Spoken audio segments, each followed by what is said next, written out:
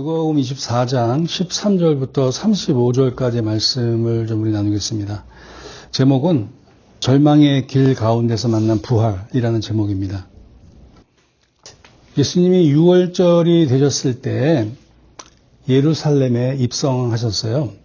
그때 수많은 사람들이 종려 가지 나무를 흔들면서 호산나 호산나 다윗의 자손 이어라는 말을 외치던 사람들이 수많은 사람들이 있었어요. 그래서 그때에 이 예루살렘은 그 예수님으로 인해서 기대와 열기가 아주 뜨거웠어요. 그때 예수님이 나귀 타고 입성하실 때 그런 열광을 가지고 있었다는 거예요. 근데 그 사람들의 열광이 무엇인지를 우리가 잘 알잖아요. 이제 로마의 압제가 끝날 것이다. 예수님께서 우리의 가난을 끊어주실 것이다. 이제 이스라엘 나라가 회복될 것이다 라는 그런 기대와 열망이 있었어요. 그들은 정치적인 해방을 기대했어요. 그리고 그들은 자신들의 그 현실적인 문제의 해결을 기대했습니다. 그러니까 눈에 보이는 승리를 기대했던 거예요. 로마를 쫓아버리고 이제 이스라엘이라는 그 나라가 굳건하게 세워지기를. 그런데 예루살렘에 입성하신 예수님이 며칠 지나지 않아서 그들의 기대가 완전히 무너집니다. 그러니까 예수님은 왕의 자리로 올라가지 아니하시고 십자가의 길을 걸어가셨어요. 그러니까 이 사람들이 기대했던 이 승지의 행진 대신에 예수님이 로마군에게 체포당하시고 조롱당하시고 그거 또 이어서 고난으로 이어지셨어요. 근데 그 순간 이 예루살렘의 분위기는 완전히 뒤바뀝니다. 예수님이 입성하실 때 호산나 호산나 외치던 사람들이 십자가에 못 박으소서라고 외치게 돼요. 왜? 자신들의 열망과 자신들의 기대를 이룰 수 없다라는 그러한 낙담이 되어진 마음에서 오히려 예수님을 향한 열망보다는 이제 조롱과 비난과 이제는 십자가에 못 박으라고 외칩니다. 그러니까 기대가 무너지자 사람들의 마음이 순식간에 실망으로 분노로 바뀌었어요. 우리는 어떻습니까? 우리도 하나님께 무언가를 기대합니다. 우리가 하나님을 믿으면 뭔가 자기에게 이익되는 것, 자기의 문제가 해결되는 것, 자기의 어떤 나쁜 상황이 바뀌기를 기대해요. 그런데 기대했던 방식으로 하나님은 일하지 않으세요. 우리가 기대했던 대로 하나님이 일하지 않으시면 우리의 마음은 쉽게 낙담합니다. 하지만 놀랍게도 인간의 기대가 완전히 무너진 그 십자가의 자리에서 하나님의 구원이 시작됩니다. 사람들은 로마로부터 해방을 기대했어요. 그런데 하나님은 죄로부터 구원을 준비하셨어요. 이상하잖아요. 사람들은 당시에 로마의 압제, 가난, 탄압, 고통 이런 것에서 자신들을 구해줄 것으로 예수님을 생각을 했는데 하나님은 죄로부터의 구원을 준비하셨다라는 거예요. 그러니까 인간은 정치적인 왕으로 기대했지만 하나님은 구원의 왕을 보내셨어요. 사람들은 눈앞의 문제의 해결을 기대했지만 하나님은 영원한 생명을 준비하셨다라는 거예요. 십자가는 실패처럼 보입니다. 사실 실패입니다. 그러나 하나님에게는 그것이 가장 위대한 승리였어요. 이제 십자가의 사건 이후에 제자들이 절망합니다. 예수님이 죽으셨고 이제는 모든 것이 끝났다고 생각했어요. 그래서 오늘 본문에 읽어드린 대로 이제 실망을 안고 이제 고향으로 돌아가는 엠마오로 돌아가는 이 두 사람을 낙담을 해서 고향으로 돌아가고 있었어요. 그래서 오늘 누가복음 24장에서 이 두 사람이 부활하신 예수님을 만나는 이야기예요. 그러니까 6월절이 되면 유월절, 패스오버 한 날, 그러니까 출애굽할 때의 그 유월절을 기념하는 그 유월절기가 이스라엘 민족에게는 가장 큰 절기였다는 거예요, 그때 당시에. 그래서 유월절만 되면은 온 지방에서 이 예루살렘으로 다 모여서 성전에서 예배를 드리고 예물을 바치고 죄사함을 받고 그게 각자 고향으로 돌아가는 그러한 날이었는데, 그런 절기였는데, 예수님께서 입성하실 때에 이제는 하나님이 우리를 구원하시는 거라는 그런 생각의 기대와 열망에 차 있던 그들이 십자가에 달리신 예수님을 보고 모든 것이 낙담되어지고 모든 것이 절망 가운데 이제 고향으로 돌아가고 있는 상황이었어요. 근데 고개 숙여 고향으로 향하고 있는 이 두 사람에게 예수님이 나타나십니다. 21절에 보니까 우리는 이 사람이 이스라엘을 속량할 자라고 바랐노라. 21절.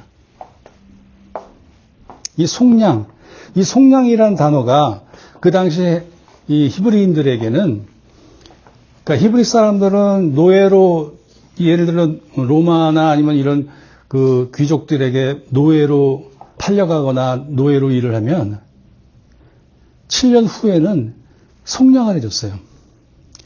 그러니까 죄가 있는 사람들에게 죄를 더 이상 묻지 않는, 그것을 속량이라고 해요.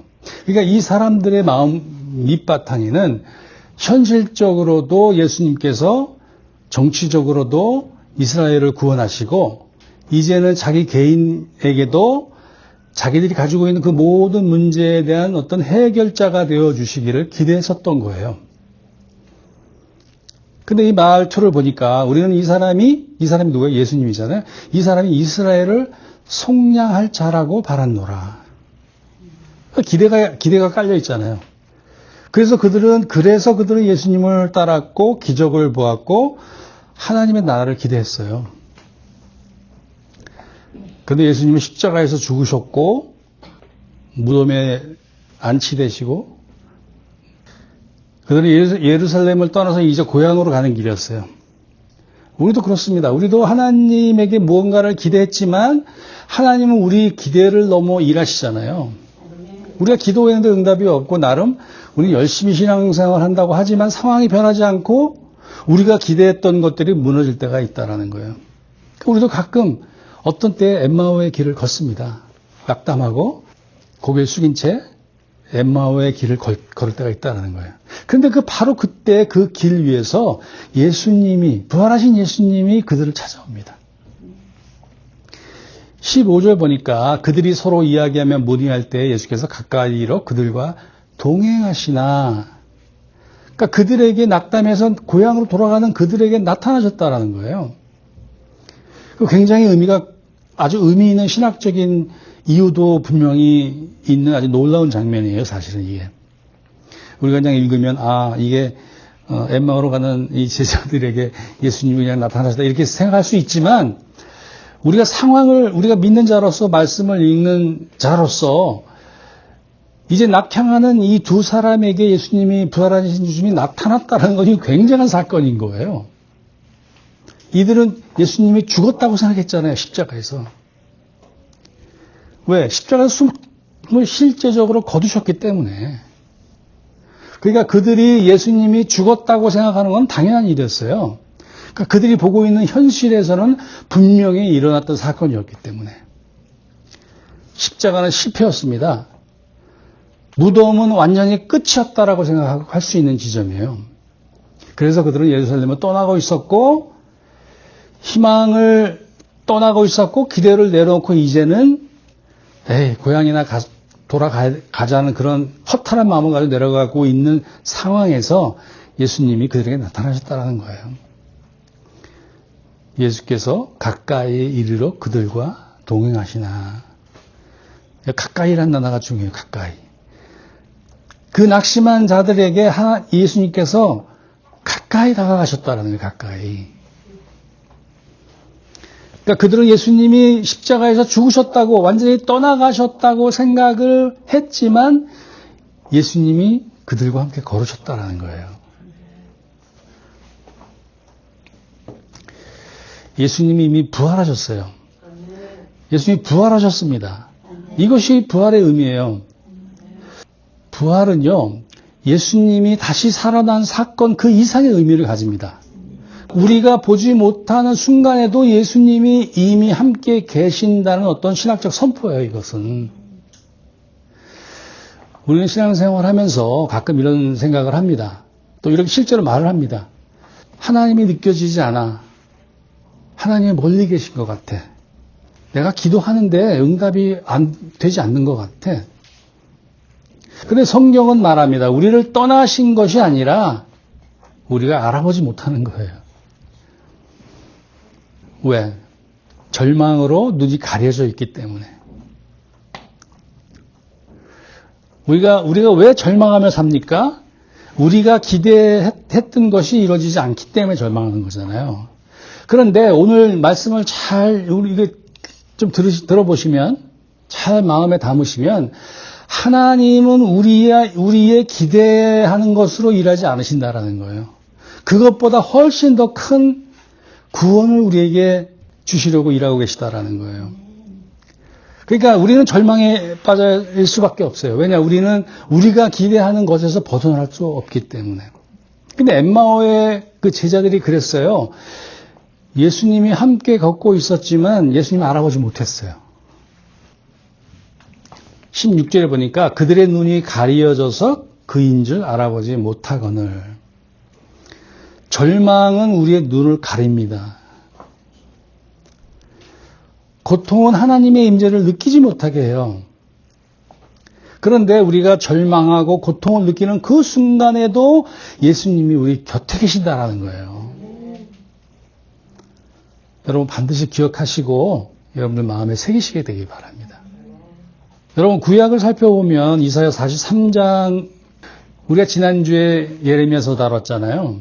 바벨론이 쳐들어와가지고 이스라엘을 멸망시키고 왕의 두 눈을 뽑아가지고 쇠사슬로 묶고 바벨론을 끌고 갔잖아요. 이스라엘이 완전히 멸망했어요. 근데 그 비슷한 시기에 같은 시기에 활동했던 이 이사야 선지자가 이제 바벨론에 끌려가서 노예의 삶을 살고 있는 그들에게 뭐라고 말씀을 전했냐면 야곱아 너를 창조하신 하나님께서 지금 말씀하시느니라 이스라엘아 너를 지으신 이가 말씀하시느니라 너는 두려워하지 말라 내가 너를 구속하였고 내가 너를 지명하여 불렀나니 너는 내 것이라 내가 물 가운데로 지나갈 때에 내가 함께 할 것이라 강을 건널 때에 물이 너를 침몰하지 못하게 할 것이며 내가 불 가운데로 지날 때에도 타지 아니할 것이요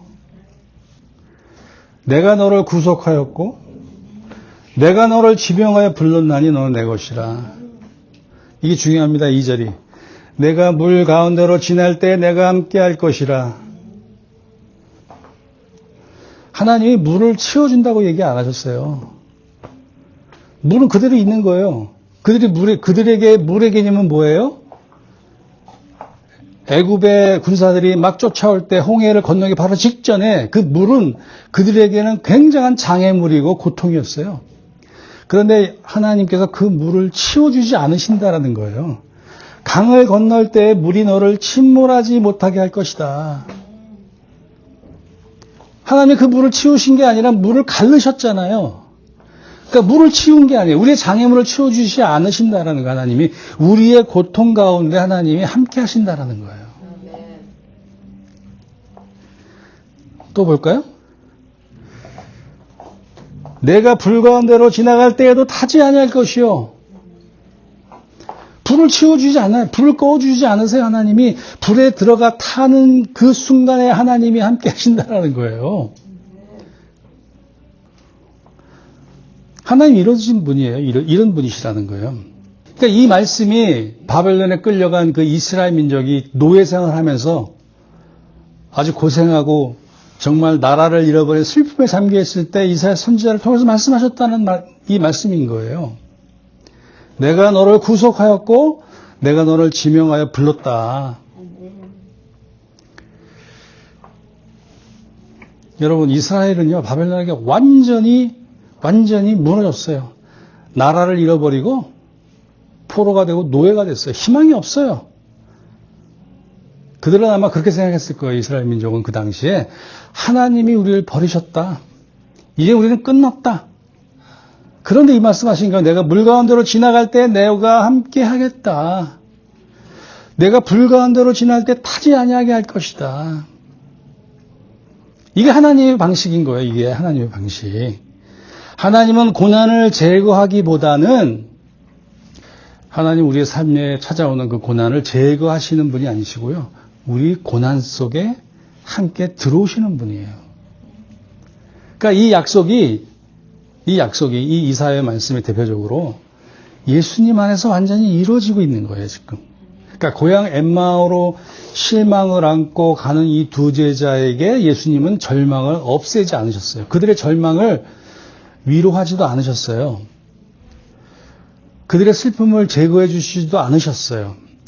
예수님은 그 길 위에서 그 두 제자와 함께 걸어가 주셨다라는 거예요.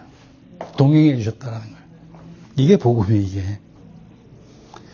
하나님은 멀리서 우리를 위로하지 않으세요. 가까이 다가오시는 예수님을 여러분 경험하셔야 합니다. 하나님은 우리 삶 속으로 들어오십니다. 그것이 바로 십자가. 예수님이 이 땅에 오셨어요. 육신의 몸을 입고. 예수님께서 우리의 고통 속으로 들어오셨어요. 그 고통이 십자가에서 물과 피를 흘리시고 이제 숨을 거두셨다라는 거예요. 그것이 우리의 죄의 고통 아니겠습니까? 우리 죄의 모든 아픔과 고통을 짊어지시고 십자가에서 숨을 거두셨다라는 거예요. 우리의 삶 가운데 들어오셨다라는 거예요. 여러분, 부활하신 주님이 오늘도 우리와 함께 걸으십니다. 우리와 함께 동행하십니다. 여러분, 우리가 겪는 엠마오의 길은요, 하나님이 없는 길이 아니에요. 오히려 우리가 엠마오의 길을 걸을 때 하나님의 가장 가까이 계신 거예요. 여러분, 기억하시기 바랍니다. 우리가 절망을 느낄 때에도 하나님 우리와 함께 걸으십니다. 그래서 우리가 걷는 그 길이 끝이 아니에요. 항상 우리는 어떤 고통을 만나면 아까 그 말씀처럼 눈이 가려져요. 그래서 고통을 맞이하면 우리는 그게 끝이라고 생각해요, 어떨 때는. 그런데 하나님은 다시 일으키는 부활의 길로 우리를 인도하신다는 거예요. 누가복음 24절 27절에 보니까 이에 모세와 모든 선지자의 글로 시작하여 모든 성경에 쓴 바 자기에 관한 것을 자세히 설명하느니라. 그러니까 바울이 우리가 사도행전 다룰 때 제가 말씀드렸지만 바울이 가는 곳마다 구약에서 이야기하던 선지자 메시아가 예수 그리스도라는 걸 계속 전해왔잖아요. 그러니까 예수님도 똑같이 구약에서 이야기하던 메시아가 나야. 이렇게 말씀을 풀어주셨어요. 그랬더니 그들이 어떻게 반응했어요? 마음이 뜨거워져서 32절에 보니까 그들이 서로 말하되 길에서 우리에게 말씀하시고 우리에게 성경을 풀어주실 때 우리 속에서 마음이 뜨겁지 아니하더냐. 여러분, 부활, 예수님의 부활은 어떤 감정적인 사건이 아니라 진리 위에 세워지는 믿음이기 때문에 말씀에 의해서, 말씀을 우리가 믿는 그 믿음 위에 세워지는 것이 부활이에요. 여러분, 말씀은요, 죽은 마음을 살리는 능력이 있어요. 여러분, 시편 119편에서 다윗이 뭐라 그래요? 이 말씀은 나의 고난 중에 위로라. 주의 말씀이 나를 살리셨다. 이렇게 고백하잖아요. 절망 가운데 사람들을 다시 일으키는 것은요, 어떤 단순한 행복이 아니에요. 절망 가운데 사람들을 다시 이렇게 세우는 것은 환경이 아니에요. 여러분, 예수님의 부활은 이 몸만 살아난 것이 아니라 우리 죽어있던 우리의 마음이 다시 살아나는 사건이에요. 30절, 31절 우리가 좀 살펴보겠습니다. 그들과 함께 잡수실 때에 떡을 가지사 축사하시고 떼어 그들에게 주시니 그들의 눈이 밝아져 그인 줄 알아보더니 예수는 그들에게 보이지 아니하시는지라. 이 장면도 굉장히 의미 있는 장면인데요. 예수님이 떡을 떼어 축사하시는 그 순간에 그 제자들, 엠마오로 가던 그 제자들은 무엇을 상상했냐면 마지막 만찬을 제자들과 하셨던 그 마지막 만찬을 떠올렸을지도 모르겠어요. 그 자리에 혹시 있었을지도 모르겠어요. 여러분 그 순간 예수님이 마지막 만찬의 자리에서 하셨던 말씀들이 떠오르면서 그들은 눈이 벗겨지기 시작했고 눈이 열렸어요. 예수님이 떡을 떼는 순간. 왜일까요? 그 떡이라는 것은 예수님의 몸이잖아요. 몸. 찢기신 십자가를 떠올리게 했기 때문이에요. 그 예수님의 몸이 찢기신 그 십자가를 예수님께서 그 떡을 축사하실 때 빵을 찢어서 이렇게 축사하시잖아요. 그럴 때에 예수님의 십자가에서 찢기신 몸을 상상했던 거예요, 이 사람들은. 그 순간 그들의 눈이 띄어졌어요. 가려졌던 것들이 다 벗겨진 거예요. 아, 이분이 십자가에 달리신 예수님이구나라는 걸 깨달았던 거예요. 그때 이 사람들은 부활을 믿기 시작합니다. 이해하기 시작합니다.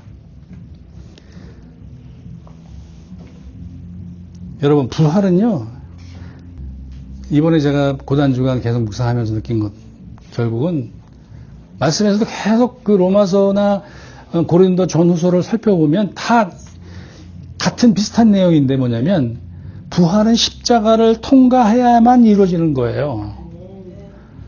오늘 우리가 찬양했지만 주님 다시 오실 때까지 보면은 좁은 문 좁은 길이라는 가사가 있잖아요. 근데 우리는 좁은 길 좁은 문으로 가야 되지만 예수님은 죽음의 길을 가셨던 거예요.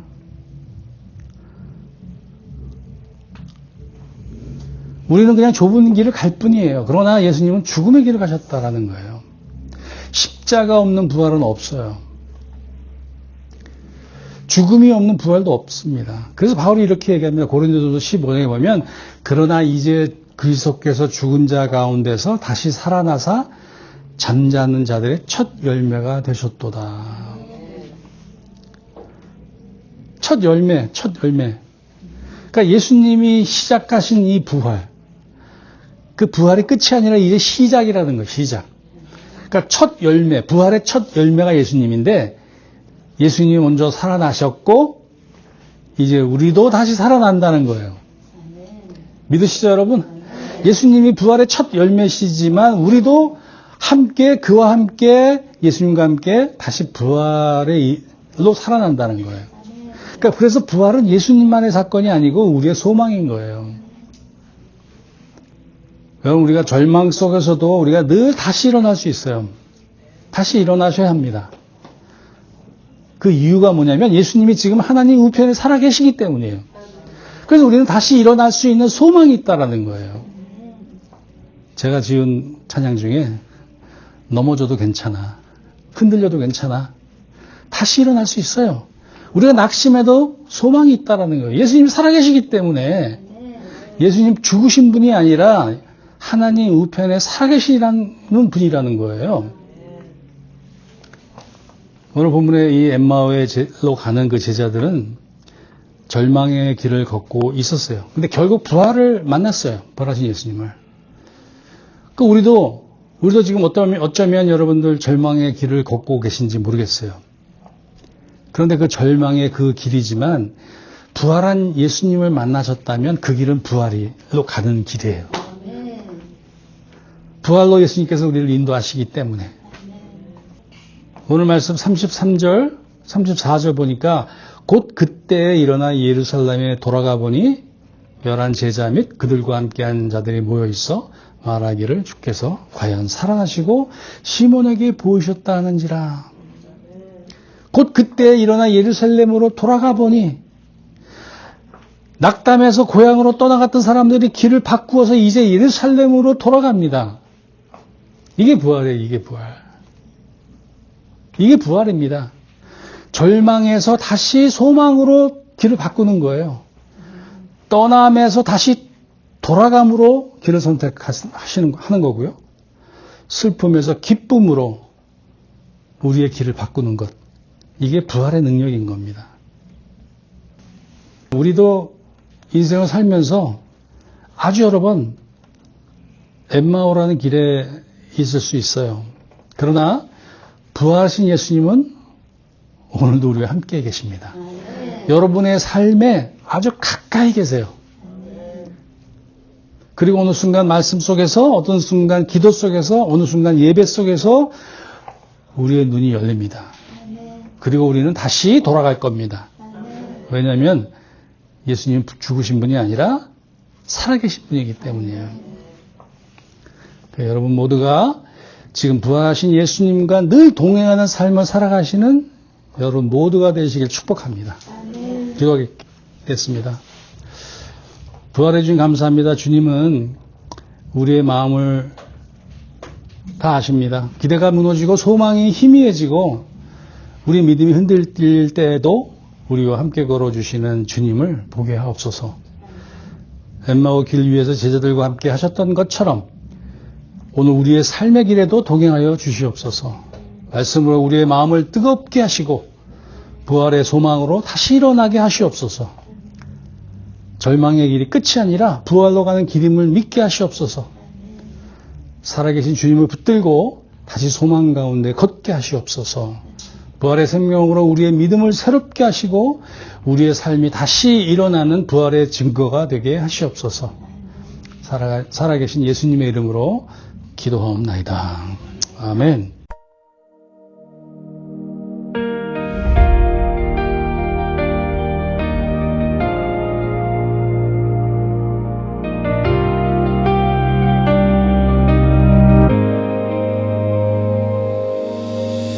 해지는 길 위에 두 그림자 무너진 기대를 붙잡고 십자가 뒤에 남은 침묵 희망은 멀어져 가고 우리가 믿었던 그 약속 왜 이렇게 끝난 것 같아 눈물로 나누던 그 이야기 마음은 무너져 가네 길은 보이지 않고 대답은 들리지 않아 하지만 발걸음은 멈추지 않네 알 수 없는 길을 걸어가네 이해할 수 없는 오늘 속에 보이지 않아도 함께 하시는 주님의 손을 믿으며 무너진 마음 붙들고 가네 어둠 속에서도 걸어가네 눈이 가려져 알지 못해도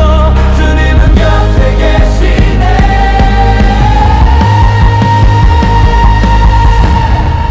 낯선 음성 조용히 다가와 우리의 길을 물을 때 슬픔에 잠긴 우리의 이야기 조용히 들어주시네 말씀으로 막은 밝히시고 한때 다쳤던 마음 열리네 불타는 가슴 느끼지네 어둠이 내려와도 빛은 가까이 있고 우리는 알지 못한 채 함께 걷고 있지만